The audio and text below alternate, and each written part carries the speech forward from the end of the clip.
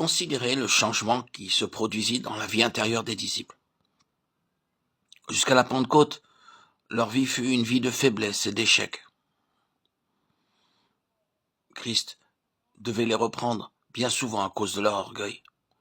Vous savez qu'ils désiraient ardemment être fidèles et cependant leur orgueil et leur confiance en eux-mêmes les conduisirent à l'échec final.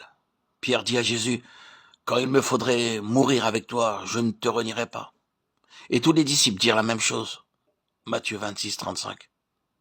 Et pourtant, quelques heures après, ils l'abandonnèrent. Et Pierre le renia. Tel fut le résultat de l'orgueil et de la confiance en soi-même. Ils ne savaient pas combien leur propre nature était mauvaise. Jésus avait tout fait pour leur enseigner l'humilité, mais il avait échoué. Et de là venait leur faiblesse. Pierre avait dit, « J'irai avec toi en prison et à la mort. » Mais en entendant les paroles d'une servante, il commença à jurer et à déclarer qu'il ne connaissait pas cet homme. Quelle profonde faiblesse. Mais quel changement à la Pentecôte. Je ne dirais pas qu'ils remportèrent la victoire sur le péché, car je ne pense pas que ce fut le résultat d'un combat.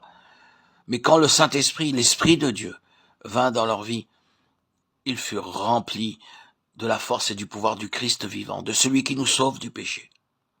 Jésus est venu, vous le savez, pour ôter le péché. Et comment l'enlève-t-il?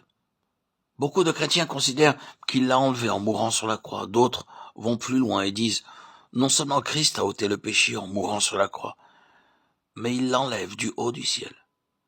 Il me purifie et me garde jour après jour. Et voici de quelle manière le péché a été véritablement enlevé. Quand la lumière vient, elle dissipe les ténèbres. C'est la présence de Jésus venant habiter en nous, par le Saint-Esprit, qui nous rend saints. Et voyez quel changement chez les disciples. Voyez maintenant avec quelle hardiesse ils parlent en présence de ceux qui les menacent de mort. Nous devons obéir à Dieu plutôt qu'aux hommes, disent-ils. On les jette en prison et ils chantent des cantiques au milieu de la nuit. Oh, quel merveilleux changement le Saint-Esprit a apporté dans leur vie. Qu'est-ce que cela doit nous enseigner?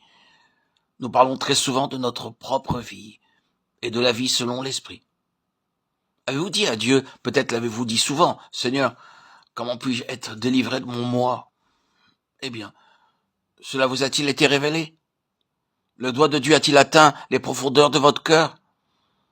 Et avez-vous été amené à dire, « Oh Dieu, mes échecs proviennent de ma confiance en moi-même, de ma propre volonté, de mon désir de faire ce qui me plaît. » C'est ce maudit moi qui veut dire son mot à propos de tout, et il n'y a aucune puissance qui puisse l'expulser, excepté la puissance de la présence de Jésus.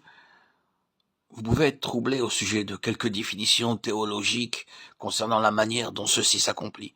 Vous pouvez vous demander dans quelle proportion le péché subsiste, et dans quelle proportion nous en sommes délivrés. Mais voici ce que vous devez croire, bien que vous ne puissiez l'expliquer. Croyez que l'esprit de sainteté qui vous est donné est la sainteté même de Jésus dans votre cœur, que ceci vous suffise. Rempli du Saint-Esprit, vous avez en vous la puissance de la sainteté de Dieu qui accomplit dans votre cœur l'œuvre bénie